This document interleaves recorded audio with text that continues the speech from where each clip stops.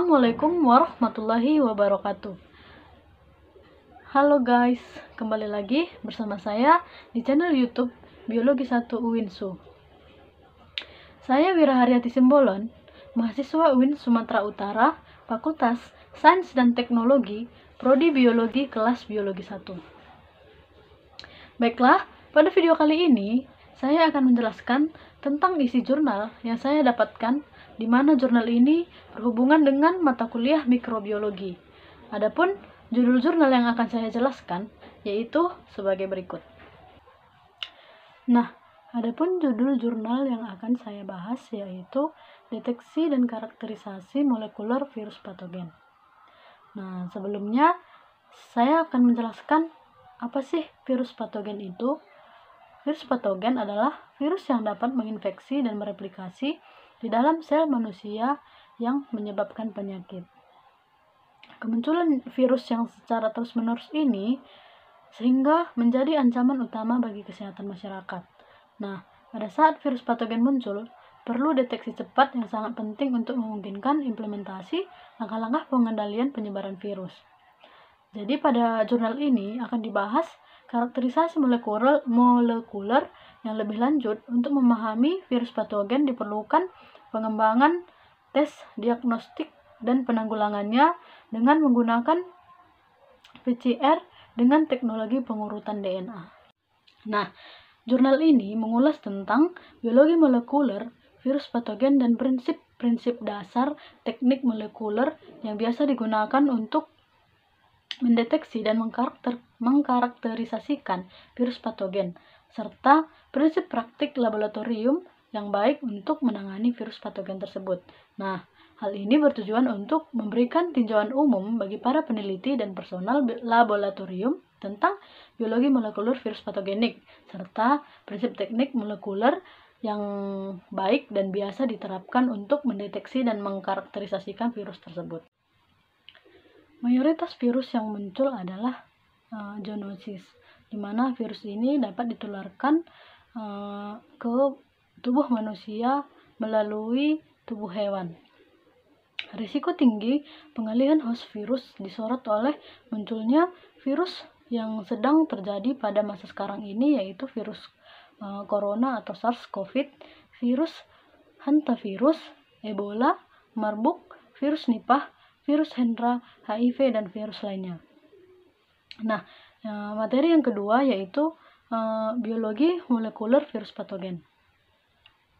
Di sini virus merupakan agen infeksi yang kecil dan hanya dapat berkembang biak di dalam organisme hidup dengan mengarahkan mesin sel inang untuk menghasilkan lebih banyak virus lagi. Nah, disinilah virus pada tubuh manusia lah virus ini akan hidup dan menyebarkan virus lainnya ke manusia yang lainnya. Nah, pada biologi molekuler virus patogen ini, materi genetik virus itu terdiri dari dua, yaitu RNA atau DNA. Nah, virus yang memiliki RNA sebagai bahan genetiknya disebut virus RNA, sementara yang memiliki DNA sebagai bahan genetiknya dan bereplikasi menggunakan DNA polymerase dependent DNA disebut virus DNA. Virus yang dapat menginfeksi dan mereplikasi dalam sel manusia dan menyebabkan penyakit disebut dengan virus patogen.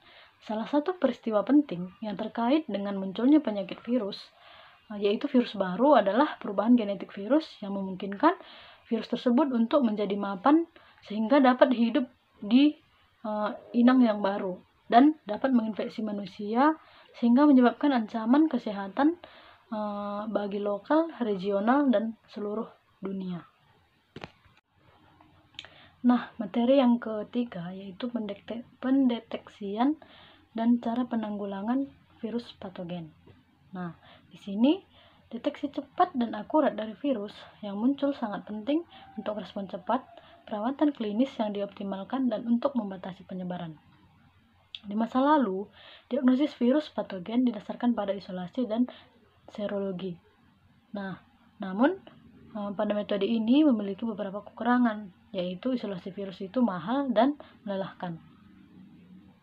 Sehingga muncullah metode molekuler yang baru. Jadi, metode molekuler adalah metode yang umumnya digunakan dalam statistik biologi molekuler dan disiplin ilmu biologi lainnya yang berhubungan dengan manipulasi dan analisis asam nukleat dan protein.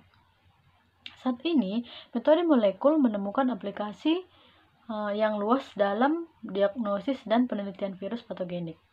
Salah satu metode molekuler yang banyak digunakan dalam pendeteksian dan identifikasi virus, yaitu virus patogen, adalah reaksi rantai polimers atau sering juga disebut dengan PCR. PCR adalah proses enzimatik in vitro yang digunakan untuk menguatkan satu atau beberapa DNA pada beberapa urutan yang besar, sehingga menghasilkan ribuan hingga jutaan salinan fragmen DNA yang spesifik. Ini adalah teknik yang kuat yang telah menjadi salah satu teknik yang paling banyak digunakan dalam bidang molekuler karena prosesnya cepat, biaya murah, dan peralatannya juga sederhana. Adapun bahan yang digunakan ataupun dibutuhkan untuk uji PCR tersebut yaitu termasuk DNA template, primer, nukleotida, dan DNA polymers yang termostabil. DNA polymers adalah enzim kunci yang bertanggung jawab untuk menghubungkan nukleotida individu bersama untuk membentuk produk PCR tersebut. Nah, nukleotida membentuk 4 basa yaitu adenin atau A, timin, T, sitosin, C, dan guanin, G, yang bertindak sebagai blok pembangun yang digunakan oleh DNA polymers untuk mensintesis produk PCR tersebut. Baiklah, isi jurnal yang selanjutnya yaitu untuk mendeteksi virus patogen menggunakan PCR, beberapa langkah dilibatkan, yaitu yang pertama materi genetik virus. Di mana materi genetik virus ini diekstraksi, kemudian diisolasi, dan dimurnikan dari spesimen. Nah, jenis-jenis spesimen yang biasanya dikumpulkan adalah spesimen yang berisi jumlah maksimum virus target.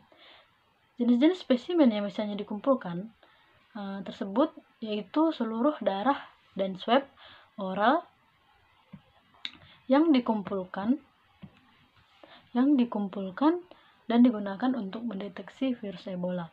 Nah, ada dua macam metode yang dapat digunakan untuk melakukan pengaplikasian PCR ini, yaitu yang pertama PCR konvensional dan yang kedua PCR real time. Terlepas dari kemampuan kuantitatifnya, keuntungan PCR real time itu yaitu termasuk peningkatan frekuensi, sensitivitas, reproduktivitas, dan pengurangan risiko kontaminitas carryover. Nah, metode PCR real time ini bergantung pada reporter fluorescent dari probe yang digunakan untuk deteksi dan kuantitasi.